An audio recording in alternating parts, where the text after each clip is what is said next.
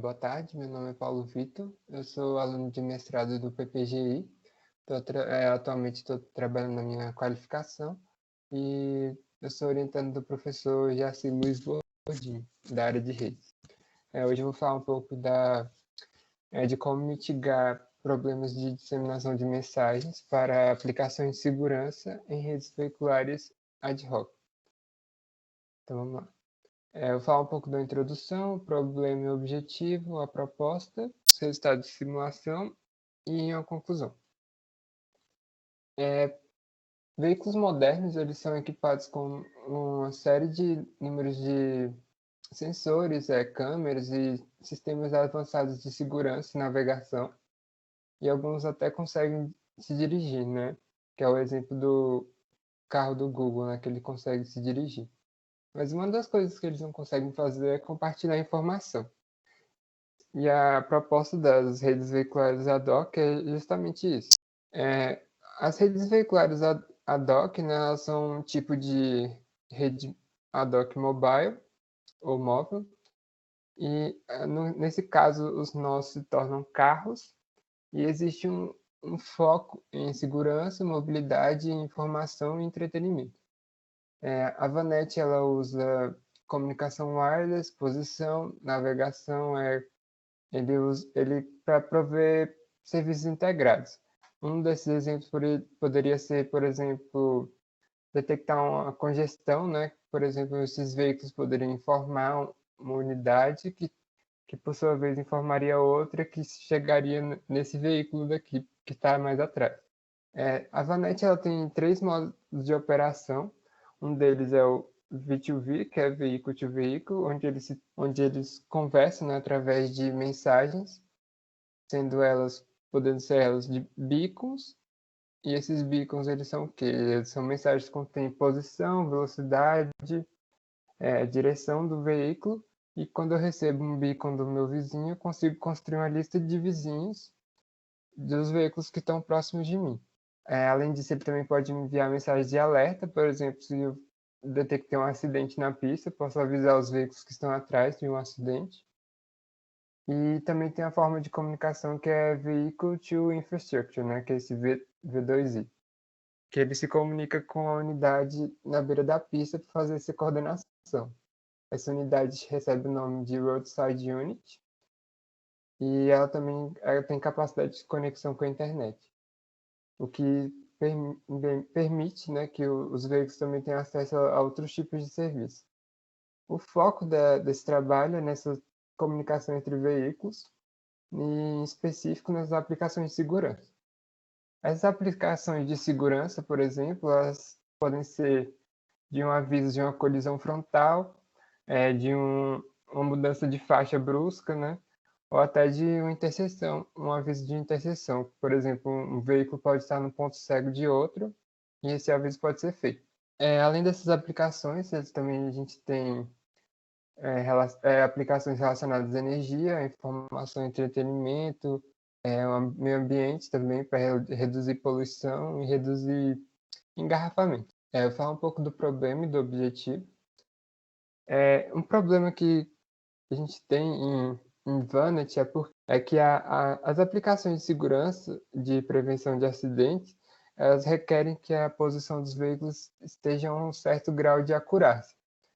O que isso causa, né? Que ele vai exigir que os veículos enviem beacons a uma taxa muito alta.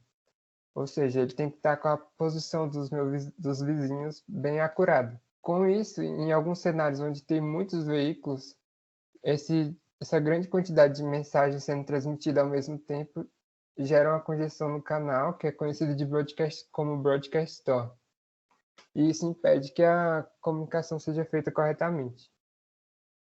Existem algumas estratégias, né, já propostas na literatura para resolver esses problemas, e algumas voltadas mais à congestão dos bicos, outras à congestão causada pelas mensagens de alerta, e aqui também tem as subdivisões, né? Por exemplo, pode diminuir a taxa de bicos que são enviados, diminuir a potência, os dois ao mesmo tempo. E aqui também tem a seleção de nó reativa, que ao invés de você enviar uma mensagem e dizer que todos os veículos têm que enviar para os seus vizinhos também, a gente pode fazer uma seleção mais para selecionar apenas um veículo ou outro para poder fazer essa retransmissão, né, da mensagem.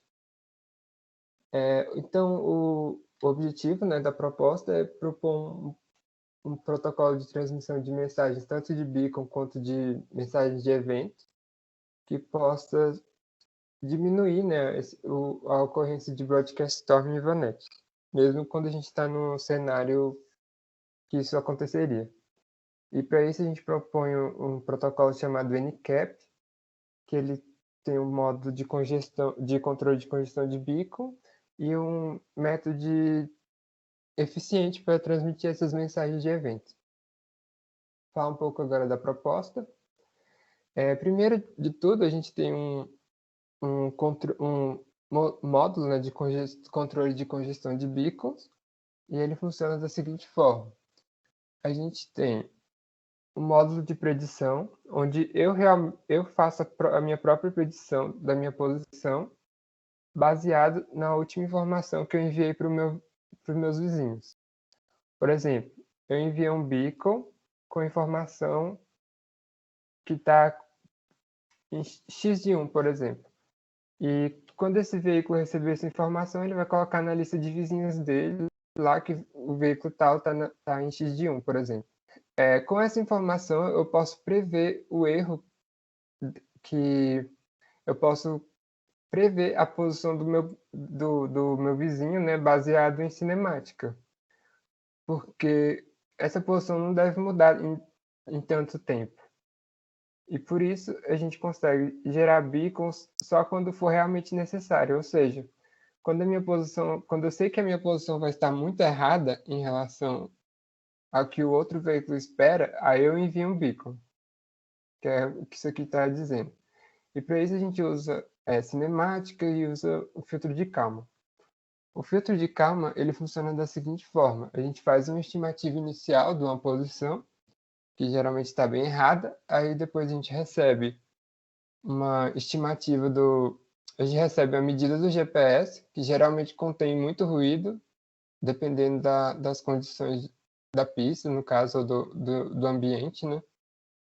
E com isso a gente computa um erro de covariância e faz uma predição da próxima posição que eu vou estar. E com o filtro de calma, a gente consegue diminuir o erro em relação à posição real do veículo. Ou seja, quando eu tenho o GPS, eu posso ter um erro muito maior, igual eu estou mostrando aqui nessa figura, que é o erro de distância.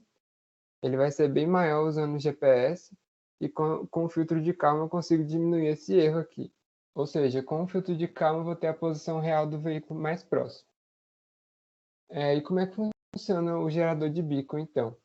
Quando eu tenho eu tenho aqui, esse erro aqui é relacionado à predição, né, que eu tinha comentado, da posição do meu veículo, que eu posso prever. Se esse erro estiver acima de um limiar que eu defino aqui, eu envio um beacon.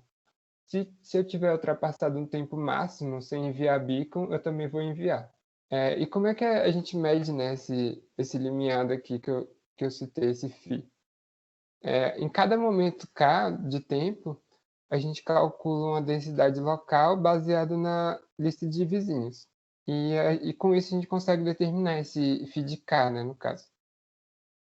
Aí aqui eu trago a equação, né, que é o meu número de vizinhos no momento K mais 1, dividido pela densidade máxima vezes 5, para dar a porcentagem, só para a título para ficar mais fácil de ler, né, no caso. E a densidade máxima ela é calculada de acordo com a pista onde a gente se encontra. Por exemplo, se eu tiver uma pista de 3 faixas, vou colocar aqui 3 faixas, vezes 2, vezes...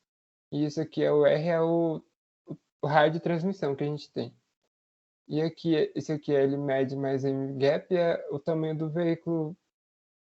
É um tamanho do veículo mais o gap que existe entre os dois veículos. Ou seja, que os dois veículos não estão colados, né? Aí com isso a gente consegue ter uma estimativa máxima de veículos que podem caber numa pista. E com isso a gente compara esses dois valores para obter essa densidade local. Aí, se ela for menor que 30%, o limiar vai ser 0,5. Se for maior que 60%, por exemplo, quer dizer que tem muito veículo na pista, então a gente tem um tráfego pesado, então ela vai ser 1,5. E isso faz com que, quanto maior for o limiar, menos beacons a gente envia. Vou falar um pouco da parte da disseminação de mensagens. A gente tem um carro aqui que ele, por exemplo, ele detecta um acidente. Aí, em vez de ele enviar essa mensagem para todos os veículos e todos esses veículos retransmitirem, né, que é o caso do protocolo de flooding, ele envia só para um veículo ou mais de um, né? Nesse protocolo a gente envia para mais de um. A gente seleciona uma lista de encaminhadores, os melhores possíveis, que estão na borda do raio de transmissão. E esses veículos que foram selecionados, no caso aqui foi esse daqui, ele vai conseguir enviar essa mensagem para os outros vizinhos que estão fora do alcance desse daqui.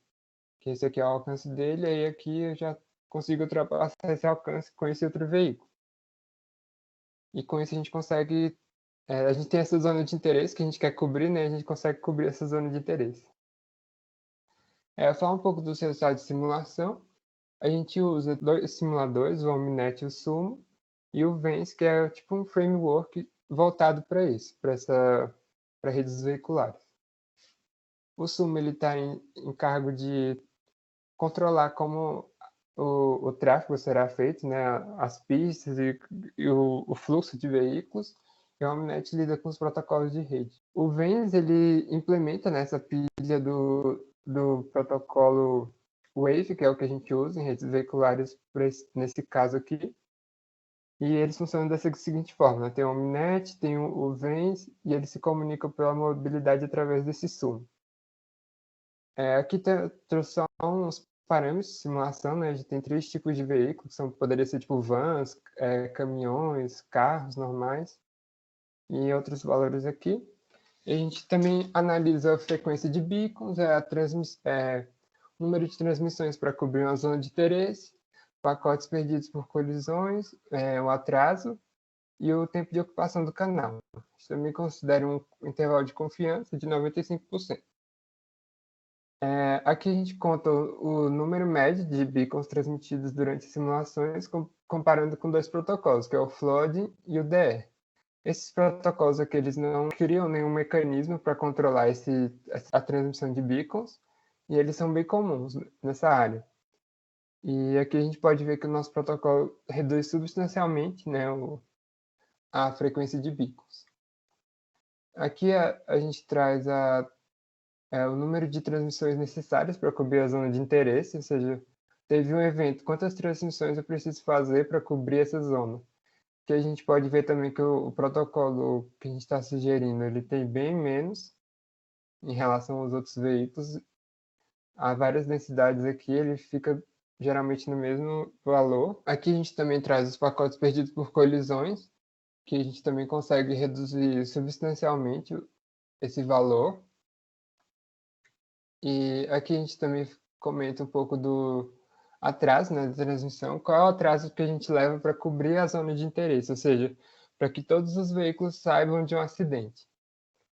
Que aqui o NCAP também, né, diminuiu bastante em relação aos outros, até no intervalo de confiança. E aqui é o tempo que o canal ficou ocupado fazendo transmissões, que também teve o comportamento esperado. E para terminar, foi um protocolo que sugeriu, né, para resolver esse problema de broadcast storm, considerando tanto beacons e mensagens. E as simulações mostraram que ele tem uma performance boa. E em trabalhos futuros a gente quer considerar também o uso da potência para limitar a distância que esses beacons viajam e aumentar a acurácia mais ainda da posição. A gente quer validar esse protocolo em outros cenários e testar também como ele se comporta quando a gente vai trocar outro tipo de mensagens. E é isso. Desculpa qualquer coisa e obrigado.